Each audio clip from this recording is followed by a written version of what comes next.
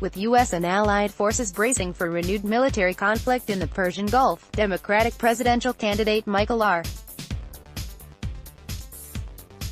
Bloomberg said Monday that he had no regrets over supporting the 2003 U.S. invasion of Iraq. "I don't live in a regret world, and I didn't make the decision," the former New York mayor told The Times in an interview in downtown Los Angeles. Bloomberg recalled that most Americans supported President George W. Bush's decision to go to war with Iraq in the aftermath of the Sept. 11, 2001, terrorist attacks. Michael R. Bloomberg at his new campaign office in downtown Los Angeles. Los Angeles Times advertisement: America wanted to go to war, but it turns out it was based on faulty intelligence, and it was a mistake. Bloomberg said after celebrating the opening of his campaign office near Pershing Square, "But I think the people that made the mistake did it honestly, and it's a shame, because it's left us entangled, and it's left the Middle East in chaos through today." Bloomberg was elected mayor of New York 2 months after the 2001 attacks on the World Trade Center and the Pentagon, and he's highlighting his leadership of the city's recovery in his campaign for the Democratic presidential nomination. When the Iraq War started, Bloomberg was a Republican. He supported Bush for re-election in 2004. Advertisement: a billionaire financial media mogul, Bloomberg was a Democrat until 2001, when he registered as a Republican to run for mayor. He quit the GOP in 2007 and became an independent. Bloomberg registered again as a Democrat in 2018, then announced his candidacy for president 6 weeks ago. His backing of the Iraq invasion could cause him trouble in the presidential race, particularly after President Trump ordered the killing of a top Iranian general last week. The fatal drone strike against Gen. Qasem Soleimani has sharply increased tensions across the Middle East and shifted the campaign's focus to the vast human and financial costs of U.S. military engagements abroad. Hillary Clinton's support for the U.S. invasion of Iraq when she was in the Senate wound up being a major liability in her failed 2008 campaign against Barack Obama for the Democratic presidential nomination.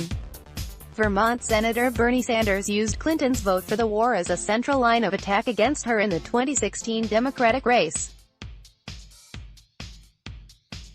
Sanders has returned to that theme again for the 2020 contest, criticizing former Vice President Joe Biden for voting in the Senate to authorize the Iraq invasion. In remarks to a few dozen supporters at his Los Angeles office, Bloomberg accused Trump of endangering America by making incendiary, bellicose threats against Iran. He later faulted Trump for saying he would bomb Iranian cultural sites if Iran retaliates for the killing of Soleimani. "The culture that he's talking about is a culture that belongs to the whole world, and destroying our history is not a smart thing," Bloomberg told The Times. He went on to question the quality of advice Trump gets from his national security advisors. "He does not have the people that can explain to him why culture is important. Why that would be seen as something that would be terrible for the rest of the world and would galvanize people against him and against America," Bloomberg said. Advertisement: Bloomberg's visit to Los Angeles capped a 2-day swing across Southern California after stops in San Diego and Riverside. California is crucial to his strategy for capturing the Democratic nomination. He joined the race too late to effectively compete in Iowa, New Hampshire, Nevada, and South Carolina, the states with the first nominating contests next month. Instead, he is plowing enormous sums of money into advertising in California and more than a dozen other states that vote March 3rd on Super Tuesday, and in more than a dozen others that vote after that. Nationwide, Bloomberg, who does not accept campaign contributions, has already spent nearly $168 million of his own money on ads, including more than $20 million in California, according to Advertising Analytics, a firm that tracks political ad spending. Apart from fellow billionaire Tom Steyer, who has put $90 million into ads, none of the other Democrats running for the White House have the wherewithal to spend on that scale. Sanders, the most successful fundraiser in the race, has bought $22 million in ads, advertising analytics has found. Bloomberg has sought to position himself as a moderate who would draw at least some support from Republicans in a general election race against Trump, without naming Sanders or Massachusetts Sen. Elizabeth Warren, the top candidates vying for the party's most liberal voters. Bloomberg criticized their costliest proposals on Monday, such as plans to offer Medicare to all Americans.